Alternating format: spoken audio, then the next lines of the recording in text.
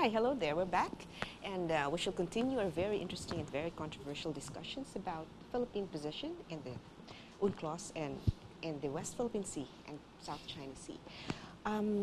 Yes, Senator Ambassador Shahani, we were talking earlier, we already mentioned about the attitude of China now that it is a superpower. And, well, admittedly, they're the biggest. They have the biggest population in the world, and they have the biggest economy of the world now. Now, apparently, they're using it in a different way, in a negative way. And, you know, everyone around the globe is very watchful and are admitting that, you know, we should be careful on whom to empower. But really, admittedly, China being the biggest country in the world, the most populous, the strongest, with the most progressive economy, is now the superpower. So even the United States is a bit careful on its dealings with China. So how do you think now, with a minuscule country like the Philippines, you know, we are just but a dust in the wide universe of oceans. And although, admittedly, small countries don't necessarily have to be weak, because like the UK is a small country like ours, Japan is a small country too. Our, you know, maps are similar, but they are superpowers of the world. So how do you, Senator Shahani, propose that we handle this? This is a very critical issue, because in this day and age that military might is not anymore, it's quite passé. I mean, right now we have already, you know, transcended into coming up with international organizations that handle conflicts and disputes. And so, you know, we have gone to a higher level of international cooperation and understanding.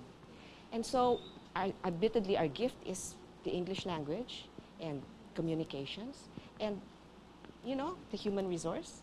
And how else do you propose that we handle the crisis and the situation? As a trained diplomat and as having been a diplomatic representative of the Philippines, I think that every country, and that's the Philippines, must learn how to fight for their rights. No matter how strong a country is, if you have truth on your side, I think we will prevail. And I think in this issue, we have our rights under the law, under the UN Convention of the Law of the Sea. But that is not enough. It's not enough to say, oh, we shall follow a rules-based position, because that's the official position. Every Filipino, for instance, for me, must learn how to swim. In the sea, in the sea. Right. In the sea. In the sea, not in the swimming pool, in the sea. So you have a feel for the sea. You have to love the sea. And this is why, you know, I'm against all these skin whiteners doctrine. Because if you are if you love the sea, you have to be dark, like me. You know, you shouldn't be ashamed of your dark color. We have the natural, because the best if you are children of the sea, you will have to be dark, and you have to be proud of it. We have to be proud. So we must not be afraid of the water. We should be at home in this element, and we must learn how to defend our waters. You see, that I think is very important. Now, I think that this is a long-term struggle, and since we're a brave people, you know, we had this the Philippine Revolution. I like the ideals of Bonifacio Rizal and you know, Gabriela Silang and all of our women heroines. I think we have to bring out that heroic spirit of love of country without being hostile. You see, because although, let's say, China is a superpower, you're correct, it is a superpower in economic terms, but it has to learn how to also be a friend to the rest of the world. It cannot really be oppressive. Otherwise, why should we buy Chinese goods also? We can boycott these goods if they continue to oppress us, you know. And we should not forget that the billionaires in this country are the Taipans, and they were welcomed to this country. They enjoyed Philippine hospitality, and because of their talents as businessmen and their capacity to manage money, they have really become the the most affluent, the wealthiest people in our country, the Chinese Filipinos. Yes, yeah. So I think we should opt for a friendly relationship with China over the long term. But I don't think we should allow ourselves to be bullied by them. Of course, yeah. And of course, that's difficult because if you see the statistics, Mm. the Chinese Navy is so big. But they have so many frigates. They have an aircraft carrier now, which they bought from the Russians. Mhm. And we just have this little Battleship. hukbo ng Republika ng Pilipinas, Gregorio Battleship. del Pilar. Mm. But that's all we can afford because it is very expensive. We don't even have a submarine. They have about 9 submarines, you see. But I believe that people should not go to war. I think we should all live in peace. And no country has a right to oppress another. That's my belief because I lived under the Japanese occupation. I'm older than both of you. Yeah, that's right. And it's horrible to be oppressed by a foreign invader. So we should be very careful. We should really love our country. We should guard it. We should be students of foreign policy. We should study how the Chinese are moving because the Chinese are very deliberate people. They think strategically. In terms They of think- centuries. They think of the centuries, while rather the than- Filipino will just think of the next split second. So, you have any more questions? Well, Ken? actually, she brings up many interesting points. However, we would like to go a little more in-depth and a little more intimate with the ambassador because I understand she's now a social entrepreneur. Well, that's what I like to call myself, Yes, ma'am. but I don't know whether the others will agree. But All right. I'm really now into the Carabao milk business, and that's like it. because Carabao milk is delicious. I really am buying the milk of my neighbors, who are just milking the Carabaos. So because you milk your neighbors?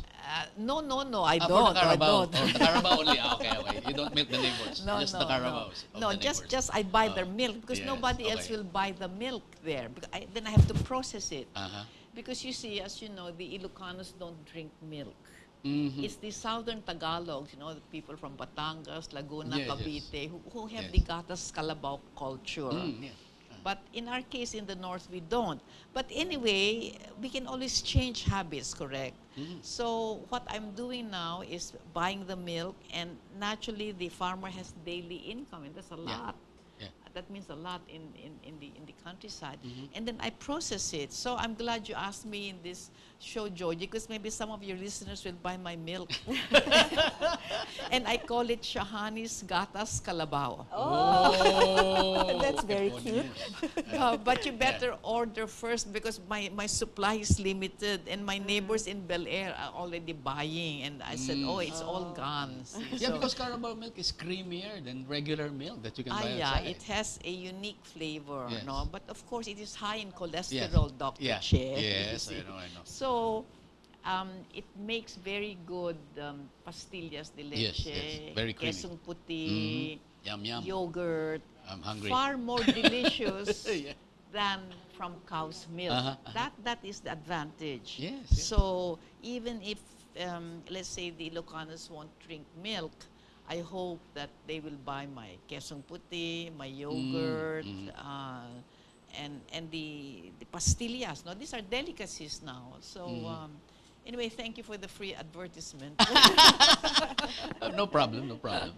Anyway, it's very refreshing that you have mentioned that you are back into private practice, and you are helping the rural folks, and you are utilizing our natural gifts, our natural resources. After all, we have lots of natural resources here. And going back to the controversy in the region, perhaps it's because the islands are also very rich in natural resources. Yeah. You mentioned that we had corals, oil, natural gas, and Yes, gold. we are a rich country, but it takes money to develop these undersea Yes. resources, like oil exploration. Before, during martial law, they said, oh, we had no oil in commercial quantities, but we do have now oil. and we have lots of natural gas. And of course, we have Apart from the ones in Congress, the natural gas. We have, I see, I we have see, okay. those in Scarborough naman. And then we have thermal power, you know, thermal power, and of course solar. So And wind. and wind. Yes, But oo. undersea is still an unexplored Yeah, relatively. potential of vast resources. But it takes a lot of scientific knowledge and capital to develop them. So I hope that we shall learn from the Chinese in this, in how to create wealth, Correct. because you need the money to Right. explore it. So there have been talks about proposed tie-ups, you know, for joint exploration with China and the countries around who are claimants too. So do you think this is a good strategy? I mean, because Not yet, because we've got to know what we are exploring. Because before, in the previous administration, we were going to allow the Chinese and the Vietnamese to explore in our own exclusive economic zone. But we've got to know that this belongs to us, so we First must and know the foremost. conditions. Yeah. And I think during that time, the past administration, I don't think those conditions were known or made known. And this is why the Supreme Court stopped that joint exploration. so first and foremost, Ambassador, you're saying that first we have to set our foot with regards to the UNCLOS, with regards to the international laws and the claim for the region, for the 200 nautical miles, is that it has to be very clear in the codes, the codification, so that thereafter the implementation is easy and there's going to be an orderly exchange of trade and navigation in the area. And Yes. so before any advance moves are made or any joint exploration, first and foremost, I think, are you saying first and foremost is the internationalization of the or the harmonization of the international laws? Yeah, of course, the situation is very fluid, Joji. You see, the Chinese are also always moving. Yes. So you also must know what they're doing. So are the Americans, the Japanese, etc. No, but you are right in saying that we have to do our own homework first. Yeah. The ball is in our court. We really should not expect the Chinese to behave well or the Americans to behave well. We've got to make sure that we Right. secure our own territory. In the meantime, since they're also moving in military terms, well, let's not be caught sleeping, like on Scarborough Shoal. When the typhoon blew, Malacanang said, Filipinos go home because there's a typhoon, it's not good for us. But the Chinese did not leave. They stayed on. That is what we should have done. We should not have told our people to leave because the Chinese never left. Yeah. You see, that's the mentality I would like to see. And this was a typhoon in our own 200-mile exclusive Yeah. economic zone. We should not have left Yeah. because within we our should territory. know how to behave in our own elements. So maybe we should have more. Maybe you should be more active again, ma'am. So we should have more international I don't know. No. I'm only voices good for like the you. for the TV. This is part, and maybe, let's say, I have a feeling that there are many educated Chinese who also would like to live in peace, who would like to settle. You referred to the code of conduct Code Yeah. of conduct. on the law of the sea. That I'm sure they would like to see us settle peacefully. Organized. You see, and why do we go to Orderly. who enjoys a war anyway, Yes. and nobody will win it, no? Mhm.